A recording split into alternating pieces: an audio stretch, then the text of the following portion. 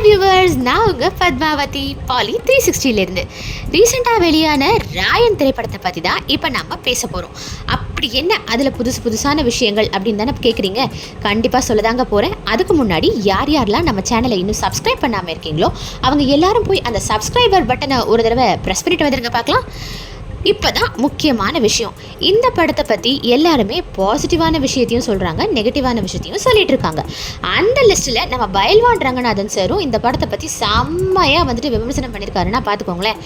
இந்த படத்துக்கு ஹீரோ தனுஷா இல்லை ஏஆர் ரஹ்மான் சாரா அப்படின்னு கேட்டிருக்காருன்னா பார்த்துக்கோங்களேன். ஏன்னா அந்த அளவுக்கு மியூசிக்கில் இது கலக்கின்னு கலக்கியிருக்காராம். ஏன் அப்படின்னு கேட்டிங்கன்னா, இது தனுஷோட 50th மூவி அப்படின்னு சொல்கிறாருன்னா பார்த்துக்கோங்களேன். அதுக்காகவே ரொம்ப ஸ்பெஷலான மியூசிக் இந்த படத்தில் இடம்பெற்றிருக்குன்னு சொல்கிறாங்க. இந்த படத்தில் தனுஷ் ஒரு கிராமத்து பேக்ரவுண்ட்லேருந்து வந்து இந்த படத்தில் இருக்கிற காட்சிகளெல்லாம் நிறையவே எடுத்திருக்காரு.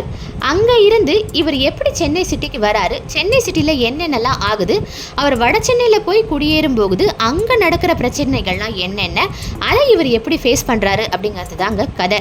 ஆனால் படம் பூராவே ஆரம்பிச்சதுலேருந்து முடிகிற வரைக்கும் வெட்டு குத்து கொலை இதே தான் நடந்துக்கிட்டு இருக்கு. படத்தில் ஒரு 150 பேருக்கு மேல் தனுஷ் வெட்டி சாய்க்கிறாரு. அந்த அளவுக்கு வன்முறை ஜாஸ்தியாக இருக்குன்னு எல்லாருமே சொல்லியிருக்காங்க. அப்புறம் இன்டர்வலுக்கு முன்னாடி கிராமத்து கதையாக இருந்து தனுஷ் ரொம்ப ஸ்லோவாக இந்த கதையை கொண்டு போகிற மாதிரியும், எஸ்ஜே சூர்யா வில்லனாக வந்ததுக்கப்புறம் தான் கதையில் கொஞ்சம் சில மாற்றங்கள்லாம் கொஞ்சம் பரபரப்பாக போகுது அப்படிங்கிற மாதிரியும் நிறைய பேர் சொல்லியிருக்காங்க. இன்னொரு விஷயம் என்ன அப்படின்னா, நம்ம பிரகாஷ்ராஜ் சார் யார் கொலை பண்ணாங்க அப்படிங்கிறத கடைசி வரைக்கும் தெரியாமையே ஒரு முழின்னு மூழ்கிக்கிட்டு இருக்காருன்னா பார்த்துக்கோங்களேன். மற்றபடி இந்த படத்தில் எல்லாமே ஓரளவுக்கு ஒர்க் அவுட் ஆயிருக்குன்னு சொல்லலாம். அண்ட் ஒர்க் அவுட்டே ஆகாத ஒரு விஷயம் என்னன்னு கேட்டிங்கன்னா, ஓவர் சென்டிமெண்ட், தங்கச்சி சென்டிமெண்ட் இருக்கிறதுனால இந்த படத்தில் அங்கங்கே நிறைய நாம் பார்த்தாச்சு ஆல்ரெடி தங்கச்சி சென்டிமெண்ட்ஸ் எல்லாத்தையுமே. அதனால் இது ஒர்க் அவுட்டே ஆகலை அப்படின்னு நிறைய பேர் சொல்லிட்டு வராங்க. அது மட்டும் இல்லை, படத்தில் ஒரு சீன் கூட காமெடி சீன்ஸே இல்லை. ஸோ அதனால் கொஞ்சம் சீரியஸாகவே படம் போய்கிட்டு இருக்கிறதா எல்லாருமே சொல்லிட்டு இருக்காங்க.